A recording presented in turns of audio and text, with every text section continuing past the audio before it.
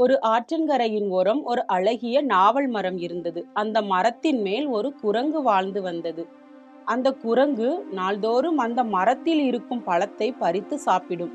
அப்படி ஒரு நாள் சாப்பிடும்போது ஒரு நாவல் பழம் தெரியாமல் ஆற்றில் விழுந்து விட்டது. அப்போது அந்த பழம் அந்த வழியாக வந்த ஒரு முதலைக்கு கிடைத்தது. முதலை அந்த பழத்தை எடுத்து சாப்பிட்டது. அந்த சுவை முதலைக்கு மிகவும் பிடித்து போய்விட்டது.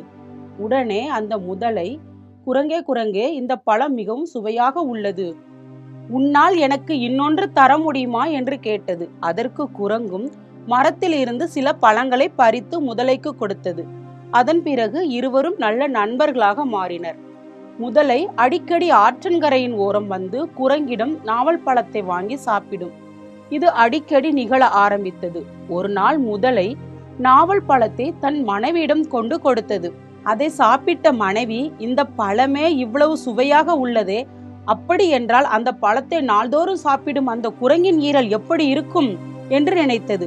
உடனே அது தன் கணவனிடம் சென்று, குரங்கின் ஈரல் எனக்கு வேண்டும், அதனால் அந்த குரங்கை நீங்கள் நம் வீட்டிற்கு விருந்துக்கு அழைத்து வாருங்கள் என்று கட்டளையிட்டது.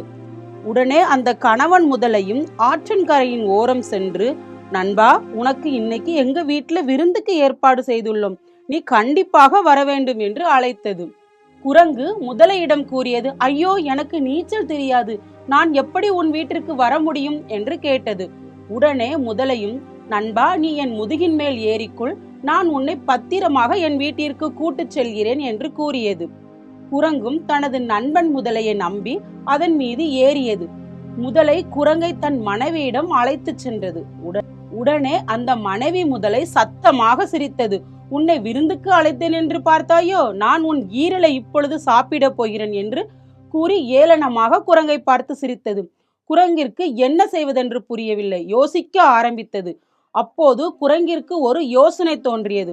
குரங்கு உடனே முதலையிடம் கூறியது, ஐயையோ நண்பா, நீ வரும்போதே சொல்லி இருக்கலாம் அல்லவா, என் ஈரல் நேற்று பெய்த மழையில் நனைந்து விட்டது, அதை நான் மரத்தின் மேல் காய வைத்துள்ளேன், நீ சொல்லி இருந்தால் நான் வரும்போது கையோடு எடுத்து வந்திருப்பேன் அல்லவா என்று கூறியது.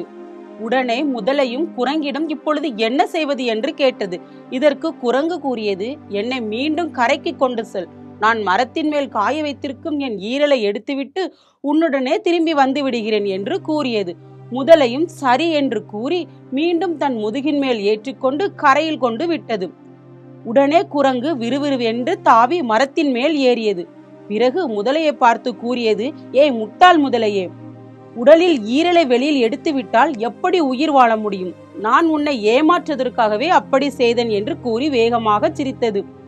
நீ ஆபத்தானவன் என்று எனக்கு தெரியும், நான் உன்னை நண்பனாக ஏற்றுக்கொண்டது என் தவறு, கெட்ட குணம் படைத்த நீ எப்பொழுதும் நல்லவனாக மாற முடியாது என்று குரங்கு கூறியது. முதலே ஏமாந்து தன் இருப்பிடம் சென்றது. தன் மனைவியிடம் செமையாக அடி வாங்கியது. நம்மை நம்புவர்களை நாம் எப்பொழுதும் ஏமாற்றக்கூடாது.